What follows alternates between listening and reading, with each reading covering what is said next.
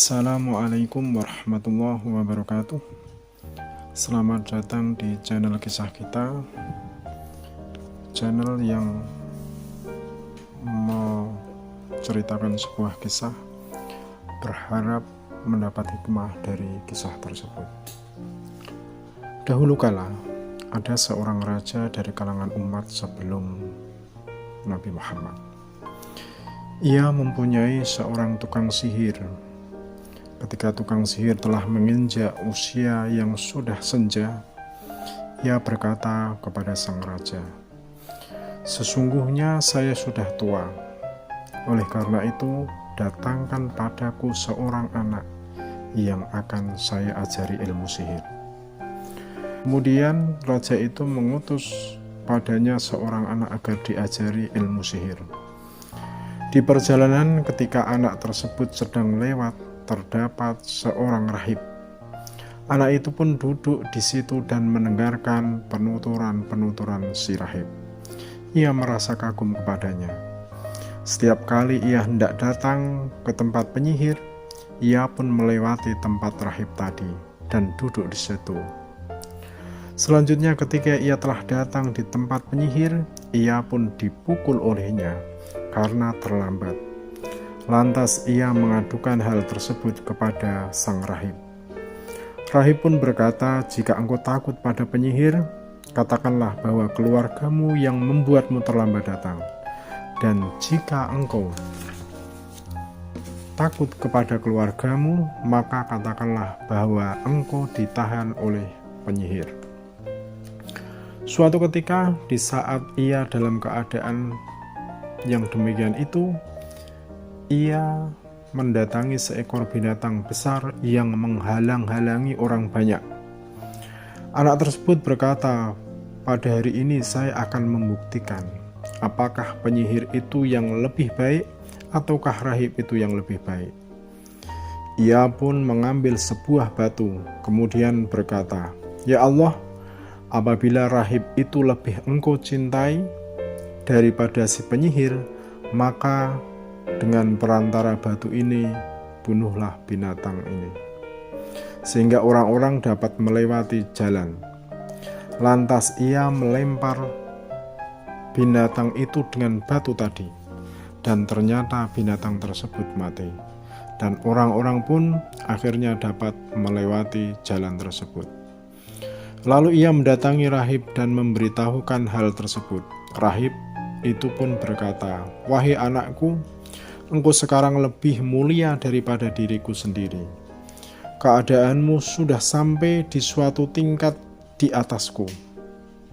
Sesungguhnya engkau akan terkena cobaan, maka jika engkau terkena cobaan itu, janganlah engkau menunjukkan keberadaanku." Kemudian anak tersebut dapat menyembuhkan orang buta dan orang yang berpenyakit lepra, serta dapat mengobati banyak orang dari segala macam penyakit. Hingga teman dekat sang raja yang tunanetra mendengar kabar ini. Ia mendatangi anak tersebut dengan membawa banyak hadiah. Lalu ia berkata, "Apa saja yang ada di sini akan menjadi milikmu jika engkau dapat menyembuhkanku." Anak itu pun menjawab, "Sesungguhnya saya tidak dapat menyembuhkan siapapun. Hanya Allah yang dapat menyembuhkan. Maka jika Anda mau beriman kepada Allah, saya akan berdoa kepada Allah. Semoga Dia menyembuhkan penyakit Anda." Setelah teman raja itu beriman kepada Allah, Allah pun memberinya kesembuhan. Kemudian ia mendatangi raja dan duduk di dekatnya, sebagaimana biasanya ia duduk bersama sang raja. Kemudian raja bertanya kepadanya, "Siapakah yang mengembalikan penglihatanmu, wahai sahabatku?" Ia pun menjawab, "Robku." Raja bertanya, "Apakah engkau mempunyai sesembahan lain selain dari diriku?" Ia menjawab, "Robku dan Robmu adalah Allah." Lantas raja menangkapnya dan menyiksanya terus-menerus, hingga akhirnya ia menunjukkan kepada anak yang menyembuhkannya. Setelah anak itu didatangkan, raja berkata kepadanya, "Hai anakku, berarti sihirmu sudah sampai ke tingkat dapat menyembuhkan orang buta dan orang yang berpenyakit lepra, dan engkau dapat melakukan ini dan itu." Anak itu pun menjawab, "Sesungguhnya saya tidak dapat menyembuhkan seseorang pun, hanya Allah yang menyembuhkan." Kemudian raja menangkapnya dan menyiksanya terus-menerus sehingga akhirnya ia menunjukkan keberadaan rahib. Rahib pun didatangkannya, kemudian dikatakan kepadanya, "Keluarlah dari agamamu." Sang rahib menolaknya. Maka raja memerintahkan agar diambilkannya gergaji. Kemudian gergaji itu diletakkan di bagian tengah kepalanya. Kepala si rahib dibelah dengan gergaji tersebut, sehingga kedua belahan kepala tersebut jatuh ke tanah. Selanjutnya, teman dekat raja didatangkan lalu dikatakan kepadanya, "Keluarlah dari agamamu." Tetapi ia menolaknya. Lantas raja memerintahkan agar diambilkan gergaji. Kemudian gergaji itu diletakkan di bagian tengah kepalanya. Kepala itu dibelah dengan gergaji tersebut sehingga kedua belahan kepala terjatuh ke tanah. Selanjutnya giliran anak tersebut dihadapkan kepada raja. Dikatakan kepada raja, "Keluarlah dari agamamu." Ia pun menolak ajakannya. Kemudian raja menyerahkan anak itu kepada beberapa anak buahnya.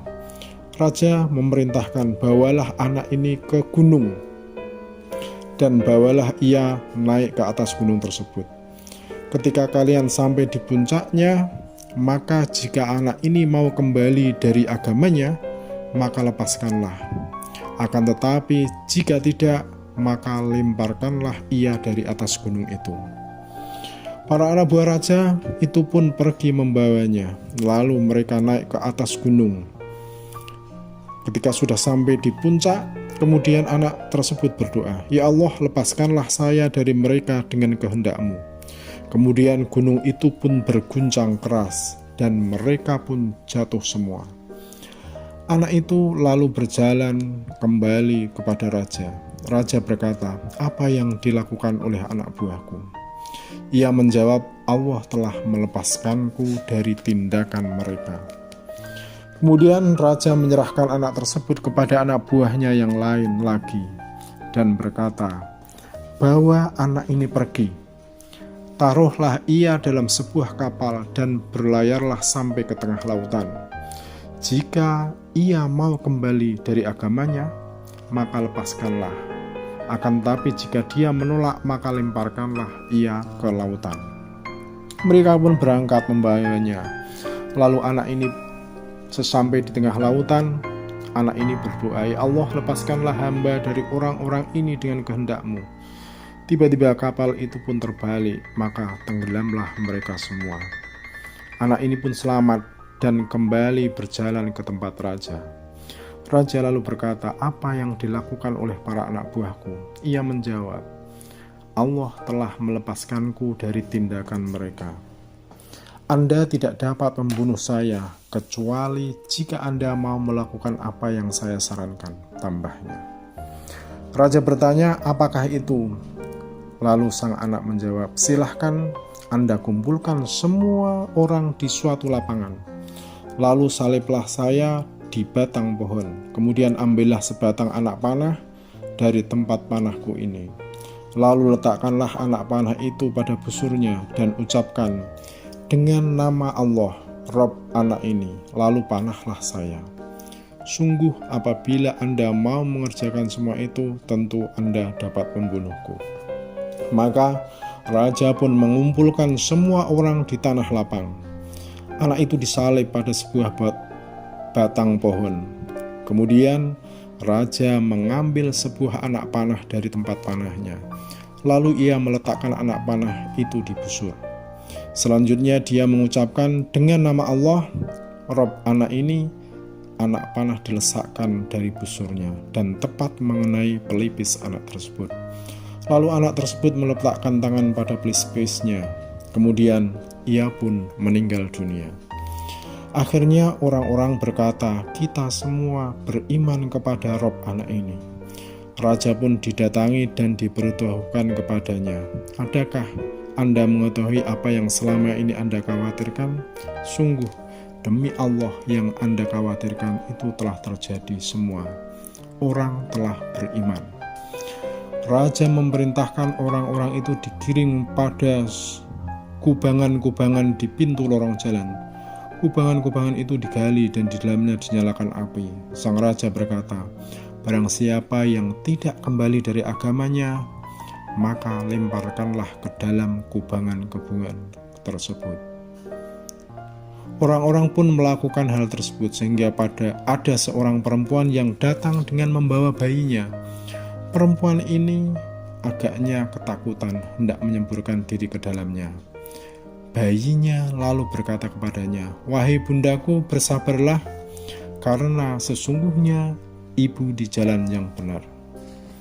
Hadis riwayat Muslim.